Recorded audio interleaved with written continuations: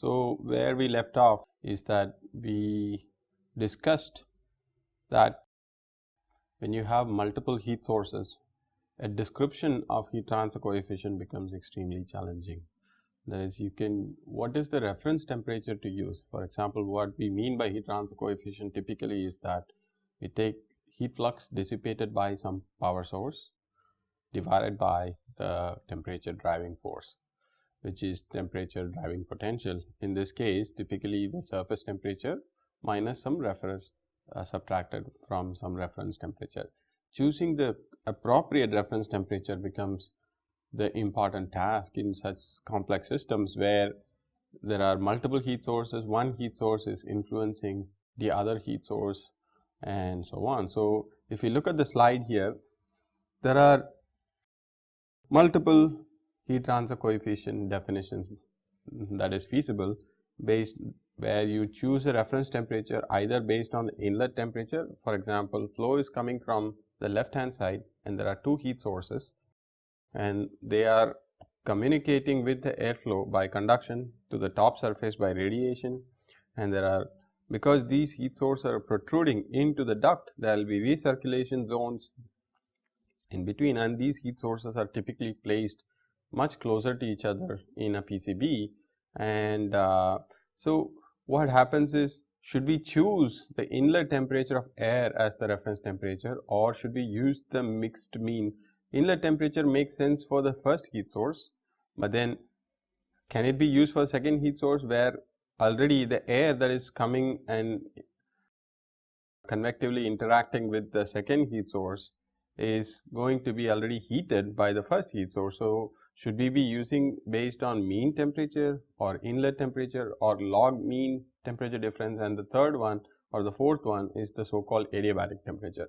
So, what we will focus on in this lecture is to talk about adiabatic temperature as the most appropriate temperature to use in such situations.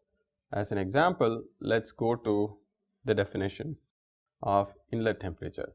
Why inlet temperature doesn't work is that if we define heat transfer coefficient based on inlet temperatures, then we can write Pi is any heat source, Pi is P1, for example, for the heat source number 1 divided by the area of the heat source divided by the wall temperature of the heat source, Tw of that heat source minus T inlet. This works well or reasonably well for the first heat source, but for the second heat source, on the other hand, this does not work because the inlet temperature is here, but this heat source has already dumped some amount of thermal energy into the flowing airstream over it. So, using inlet temperature for second heat source doesn't make any sense, or it will fetch us wrong answers because we want heat transfer coefficient definition is in such a way that it is invariant whether there is a upstream heat source or a downstream heat source or any change in temperature of the air.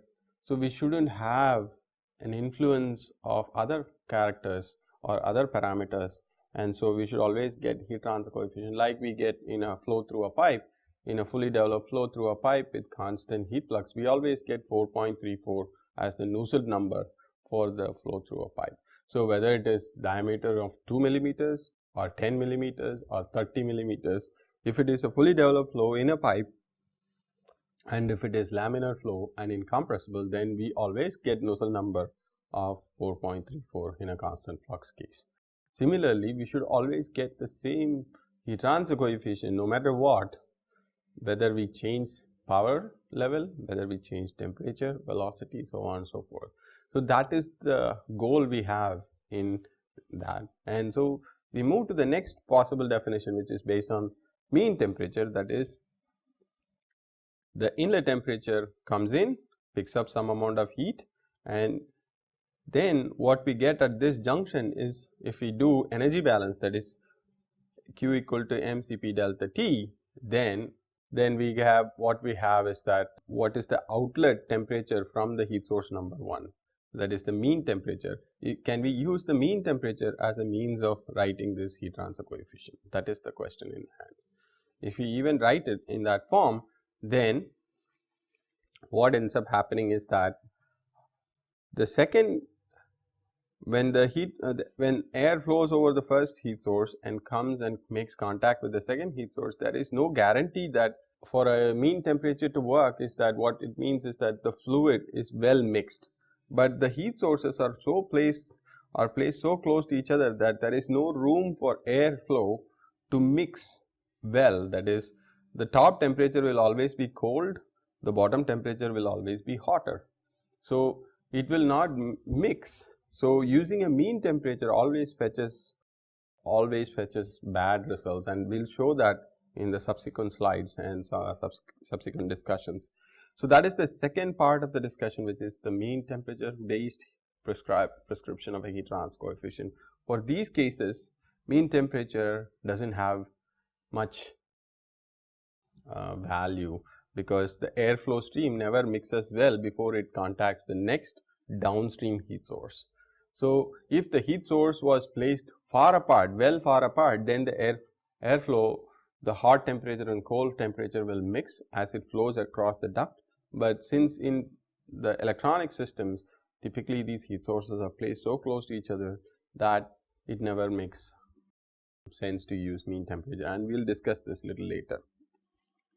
Finally, you can always write in terms of LMTD as well. And the fourth definition that we're going to focus on is the so-called adiabatic heat transfer coefficient, which means that we have to use the so-called adiabatic temperature. What is it?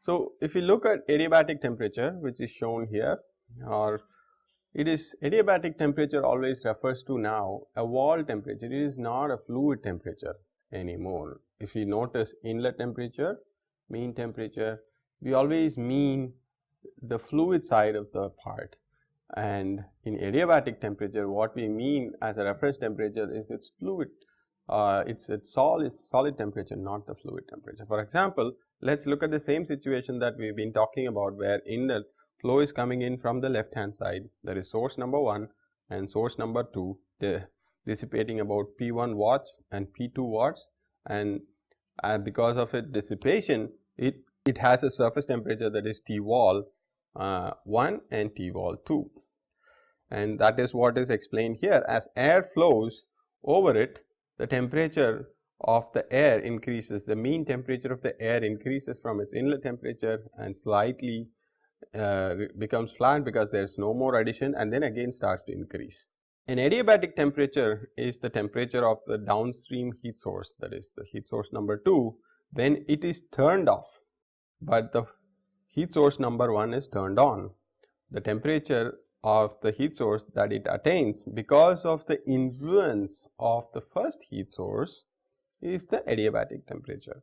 Adiabatic temperature for the first heat source is equal to the inlet temperature itself. If the power of the first heat source is turned off, then the solid piece of silicon die or whatever you wish to call it is always going to attain the inlet temperature when it is powered off. So that's why whenever we are talking about heat transfer coefficient based on inlet temperatures, we always mean adiabatic temperature, because the surface temperature will always fetch the inlet temperature when it is powered off. So when the second heat source is powered off while the first heat source is powered on, the temperature, wall temperature of the second heat source, because of the heating from first heat source, is what is called the adiabatic temperature of the second heat source.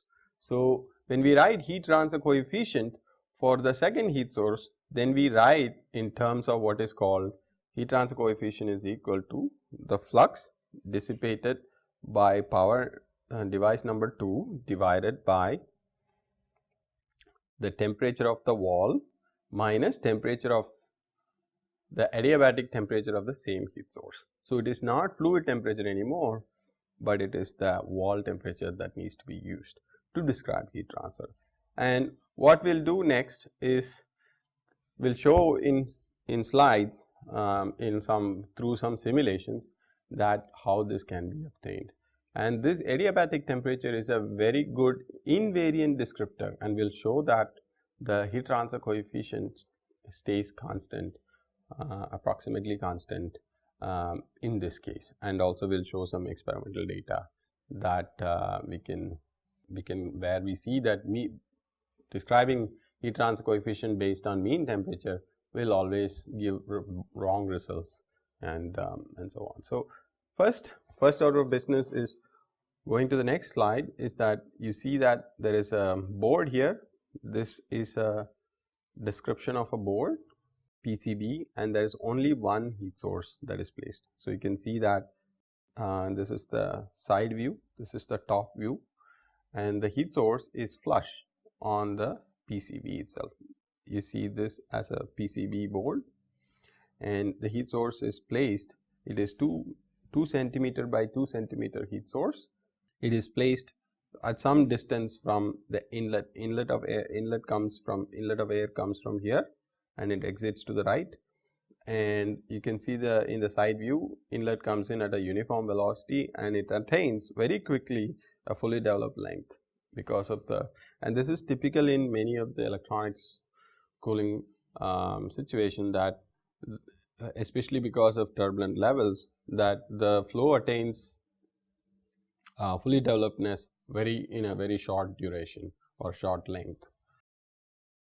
And as you can see that airflow is happening, and it has attained its parabolic profile very quickly, and because there is conduction through the board itself, the influence of this heat source, because of its conduction interaction with the board, and also convective interaction with the airflow over it, that there is a spread, and this is typically called a thermal wake in electronic systems.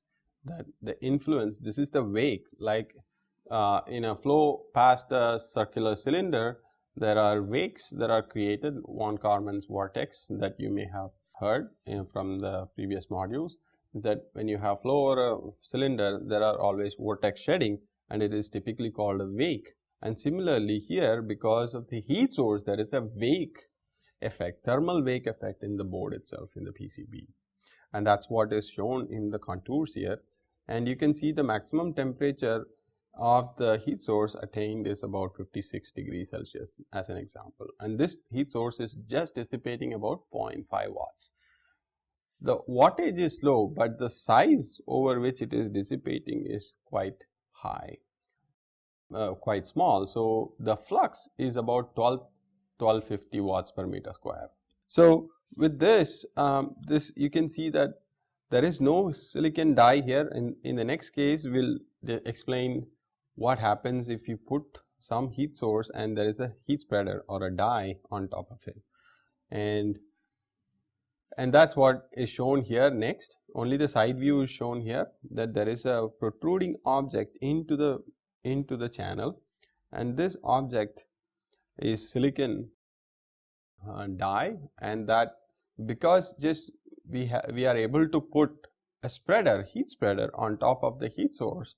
Now the heat source, the temperature has dropped already 15 by 15 degrees Celsius because of the heat spreading effect, and you notice that you start to see what is called recirculation zone, that is, the flow is getting reversed just behind, because this is flow over a step, and so there is some sort of a recirculation in this zone, that is, there is flow reversal in this area, and it is a dead zone, that is, there is not a lot of flow happening in this area. So this is the so-called single heat source case. And if we move to this two heat sources, what I'm showing the side view from the top without the velocity vectors and just the temperature, you can see that now the influence of the heat source number 1 on heat source number 2. As air is flowing over it, the heat is being delivered into the air. There is a boundary layer, thermal boundary layer development that is happening here. This is just all temperature contours, and that temperature contours are not well mixed. You see that there is clearly a blue area here, darker blue area, and a lighter blue area. The lighter blue area is on the order of 25-27 degrees, but the darker blue is about 20 degrees. That means the fluid is not well mixed. So using a mean temperature may not have a much meaning here, in the sense that this whole heat source number 1, which is dissipating about 0.5 watts, and the heat source number 2 is dissipating about 0.5 watts as well. The areas are same and they are separated by 2 centimeters. And you can see that there are recirculation zone where in the second figure on the bottom you see that again flow is coming from the left hand side and flowing over it. There are recirculation zones, and so the heat dissipated by the heat source number 1 is carried by the flow, and in the process it makes thermal contact with the downstream heat source, and as expected the downstream heat source is much hotter than the upstream heat source, because if the mixed mean temperature, if I were to calculate a mean temperature at this junction, then I should be getting about 20.5 degrees Celsius. But as you can see, this has a large temperature gradient here as well. And this is the so-called situation. If I use mean temperature based heat transfer coefficient for my heat source number 2, then typically I will be getting bad results. And if I were to draw the mean temperature, we have to go back one slide to explain this. If I were to draw the mean temperature, then the mean temperature would rise like this, stay flat in this area where there is no heat transfer, and then it again starts to rise in this due to the heating from the second heat source. So on the other hand, we want the so-called adiabatic temperature. So how do we calculate a adiabatic temperature? That is the question that we need to answer. And as I discussed to you about how the way to estimate adiabatic temperature is that you have the power on for the first heat source where the flow is happening from there and it is making contact with the second heat source. If there are n number of heat sources, then one has to do, I'll discuss this later, but this is power is on for the first heat source and power is off for the second heat source. What will end up happening is the 25 degrees C air that is exiting the first heat source will make contact with the second heat source, and the second heat source will attain a temperature close to that 25 degrees C. As you can see from this image, the lighter blue color is on the order of 23 to all the way to 30 degrees Celsius. So somewhere between that is what this second heat source will obtain its temperature when it is turned off, while the first one is turned on. So in the next case, we show that that's the calculation. So if I take the heat source, first turn the heat source of the first heat source on and the second heat source off, you will see that the heat dumped by the first heat source influences this, and the second heat source obtains a temperature close to 24.6 or 24.7 degrees Celsius. This is the adiabatic temperature of heat source number 2. So if I were to calculate a mean temperature, then at this junction it is about 20.5 degrees Celsius. So for this case, the mass flow rate is given here, the specific heat is given here, inlet temperature is 20 degrees Celsius, and the power level for the first heat source is 0.5 watts. And as you can see that there are multiple modes of communication, thermal communication. The heat flows from the top to the bottom through the board, and it conducts to the second heat source as well, and also due to convection from the top side. This top side convection has much stronger influence than the bottom side convection, and there are also recirculation zones.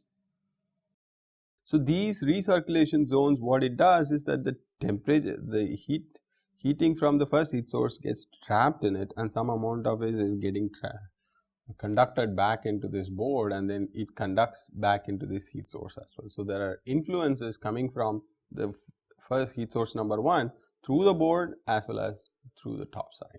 So this is the adiabatic temperature of heat source number 2, and as I pointed to you, adiabatic temperature for heat source number 1 will always be inlet temperature, because there is no heat source prior to that heat source number 1. So if this was turned off and this heat source was also turned off, then the inlet temperature will soak this heat source number 1. So the heat source number 1 will attain the inlet temperature as its adiabatic temperature. So you have to repeat the same procedure if there are n number of heat sources. That is, one will have influence of, if there is 3 heat sources, then what one does is that one turns this power on, this source number 2 power on, and the third one will be powered off, and because of the influence of heat source number 1, 2 can be viewed. And also one can look into it as a combination of a matrix of heat influences. If there are n number of rows and n number of columns in a PCB, then one can arrange that, turn one power on, look at the influence of adiabatic temperature of all the other heat sources, then turn that off, turn the other heat source on, so on and so forth. So you will have a matrix of temperatures, of adiabatic temperatures, and that becomes very useful, because once you map the adiabatic temperature, you can change your power level as you want. That is only one time experiment that one has to do, but that's typically more time consuming these days with the advances in computational sciences, that we can always do CFD calculations of most of these and obtain adiabatic temperatures much easily from simulation than with experiments, because experiments become extremely complex when you have to deal with multiple heat sources, having to heat them all, and also looking at their influences. So computationally you can easily obtain adiabatic temperatures. As you can see, as expected, when only one power source is on, the first one is on, the temperatures are same as if when there was no heat source as well. So moving on, so if I were to calculate heat transfer coefficient based on the mean temperature, then the heat source 1 heat transfer coefficient will be 56.5, but the heat transfer coefficient for the second heat source, if I use mean temperature, will be 44.9. So this is a big difference here. On the other hand, if I use based on adiabatic temperature, then one gets a heat transfer coefficient of 56.5 as same as the mean temperature definition, and for the heat source number 2, the heat transfer coefficient is 54.4, but typically adiabatic temperatures are often defined only for convective situation. In this case, we are talking about conjugate heat transfer, that is heat transfer happening between conduction to the board as well, and then the board itself is dissipating back into the airstream. So that influence is typically not easily capturable, but anyway, what you are visualizing is that this is an invariant descriptor, that this adiabatic heat transfer coefficient stays almost close in this case, but the mean temperature based heat transfer coefficient shows a large differences. But one should expect that because the power levels are being same, that the heat transfer coefficient should be the same. If the power level is same fluid is flowing over it, same Reynolds number, if because of the power level change, if one sees a difference in heat transfer coefficient, then that means that that is not a good descriptor. So that's why an adiabatic temperature becomes a very valuable way of describing these heat transfer coefficients. At the end, so to give you some experimental data, to Professor Robert Moffat from Stanford, they had this experimental data, and it is described in this publication, International Journal of Heat and Fluid Flow, and they did a lot of experiments with multiple heat sources, with rows and columns of heat sources, and this is their experimental setup where there is heat source 1, 2, 3, 4 and so on. There are many of these in column as well as in rows.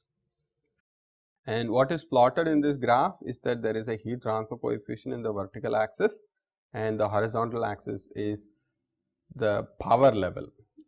For example, if there is a heat source that is located here, if one changes the heat source power level, the heat transfer coefficient should not change, because this is for the heat source number 3 that we are talking about, that if I were to change the power level of this heat source, then my heat transfer coefficient should not change.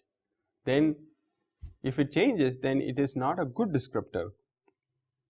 So what you are seeing is that the top line, these triangles, unfilled triangles, are the heat transfer coefficient defined based on adiabatic temperature, while the the filled darker triangles are the heat transfer coefficient defined by the mean temperature. As you can see, as the power level goes up, the mean heat transfer coefficient keeps rising up, while for the adiabatic heat transfer coefficient always stays constant, which is an invariant descriptor. That means the heat transfer coefficient, we can rely on the adiabatic temperature based on that heat transfer coefficient will always be same, whether it is power of 1 watt or 5 watt or 10 watts or 25 watts. But if you base it on mean temperature, then there seems to be a much larger issue here. So finally, how do we interpret this adiabatic heat transfer coefficient? If we write heat transfer rate as some heat transfer coefficient based on adiabatic temperature times the surface area into T naught minus T adiabatic. What is this? T naught is the wall temperature minus T adiabatic is the adiabatic temperature. So if we rewrite that expression, then one can write it in this form by subtracting inlet temperature on left hand side and the right hand side. What we get, and also add and subtract mean temperature, then what we get is a description of what is the wall temperature minus inlet temperature can be divided into three parts. One is T mean minus T inlet plus T adiabatic minus T mean plus this Q dot by H adiabatic heat transfer coefficient times A. So what it means is that if this value turns out to be much higher, that is the wall to inlet temperature, then how do we obtain better performance or reduce the, so one has to reduce the mean temperature rise, increase the flow.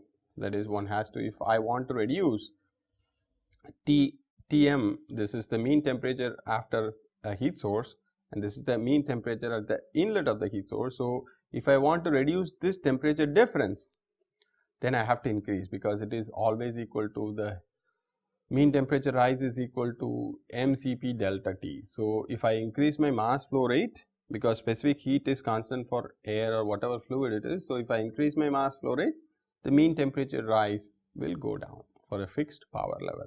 If there is larger temperature, adiabatic temperature compared to the mean temperature, if the adiabatic temperature is changing, is quite different from the mean temperature, that means that we need to improve mixing. That is, what is happening is the hotter air is on the close to the heat source and the colder air is on the top.